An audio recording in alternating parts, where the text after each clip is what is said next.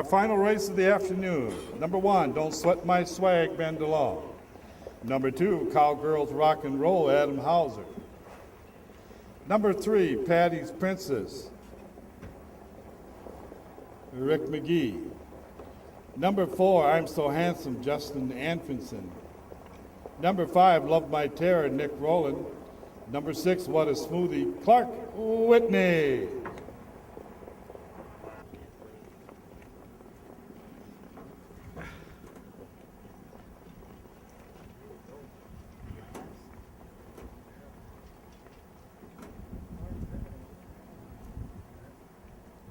The little brown jug is gonna come home. Yeah.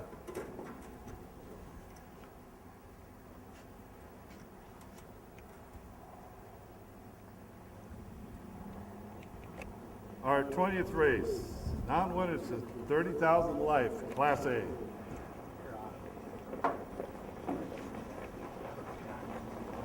And here they come. They're off and pacing, and they're leaving out of there 5 wide.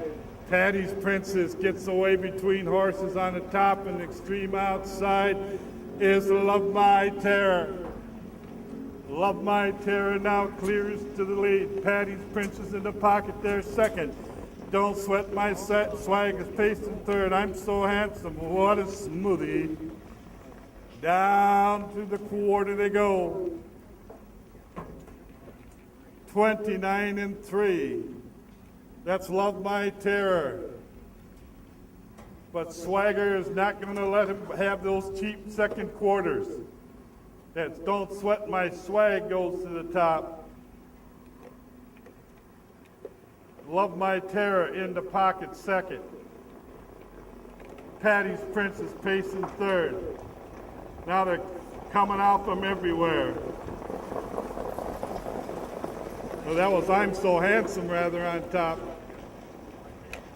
1 minute and 3/5. I'm So Handsome on top. Here comes Patty's Princess.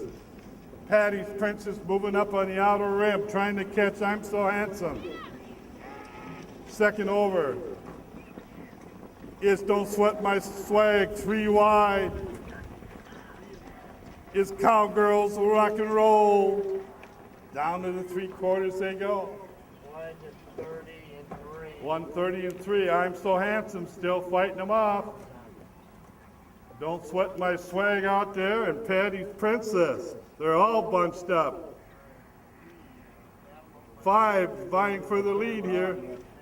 Down the stretch they come. I'm So Handsome trying to hang on. So it's going to be Patty's Princess gets up. 5, 4, 1, 6.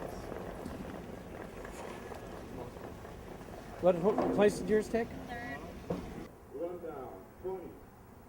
Don't Sweat My Swag, 5th. Cowgirls Rock and Roll, 2nd. Patty's Princess, your winner. I'm So Handsome, 4th.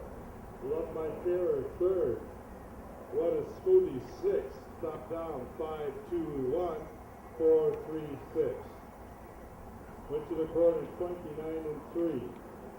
3 quarters, 1 minute and 3/5. Third quarter, 1:30-3. Time about 2 minutes and 1/5. It's pretty poor too, because they've only got the single rail line going back to Atlanta.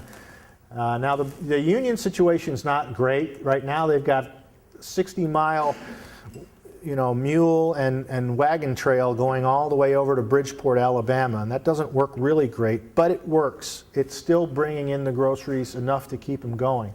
So when you look at it this way, the way we look at it, the way the military man looks at it, the time is on the side of the Union, for sure. Because Grant's put in charge of this thing. He comes out here and what he's going to start doing, he's going to start directing a buildup. Actually, Henry Halleck, his old boss, was the first one to start sending troops out here. He immediately, from the news, when Rosecrans wired Washington that that he was defeated at Chickamauga, General Halleck sent Hooker with elements of 2 Corps. They loaded in Bealeton Station, Virginia, and started rolling out to the Western Theater almost immediately. But the point is here's the situation. You know, you've got, after Bragg reorganizes the Army into 3 Corps, Longstreet, Hardee, Breckinridge, which he didn't need to be doing in the middle of this thing, spending time on that. They're sitting around the Union Army at Chattanooga, and you've got you're leaving the Union with this, what we call a force flow entry point, totally unmolested, 2 rail terminus that the Unions start to pour the troops into, and then General Grant's put in charge to oversee this operation. And once they've got enough troops into the area, then the Confederates become overmatched, and that's when the Union starts to dominate again, because they're just going to have, with the extra soldiers, they're going to have different kinds of opportunities to do really whatever they want. And this is what General Rosecrans was doing initially. He was trying to go to Dalton, and that was going to be his next move, to maneuver Bragg even further south, take away his next supply hub just on his way to Atlanta. And that would be another opportunity that, of course, the Union will do once Sherman's in charge. So by the 29th, you know, as I said, now Bragg, he really doesn't know what to do with this situation. He stopped maneuvering. He's starting this partial siege. So the only idea that comes into his head, and he's in our basic branch artilleryman too, so I'm a little astonished at that, but he thinks that he can use cannon from atop Lookout Mountain to bombard the city, and that might do something. You know, it's not going to do anything really. And then he gets into this crisis of command. He's going to take retributive action against some of these generals that made him mad. He starts relieving people and getting into all these nasty letter writing and whatnot. So he spends time on that instead of thinking about what he needs to do regarding maneuver and how to unhinge this Union position at Chattanooga. Here's another Alfred Wadd drawing that showed up in Harper's, where Longstreet comes to have a meeting with him. Don't know exactly when this is. There wasn't a date on it, but I thought, you know, it's certainly appropriate to show. Now, a lot of books, a lot of historians, when they talk about the Chattanooga campaign,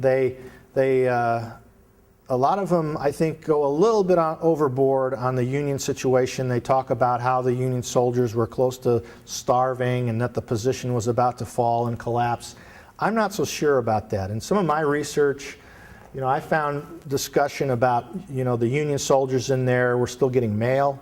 You know, if they were hungry, they should probably be getting food before they get mail, and they were. Now, it's true that they were down to half rations for some of this time, but you know, they weren't marching. They weren't having to do a lot of physical activity. They were just holding trench line or staying in blockhouses and whatnot and just holding their position. So it's true they were hungry, but I don't believe that they were starving. You know, and they had the supply line, and all of these drawings of the period show this constant activity going from Chattanooga on this Haley's Trace line, which runs along, you know, north of the Tennessee River, 60 miles to Bridgeport, Alabama.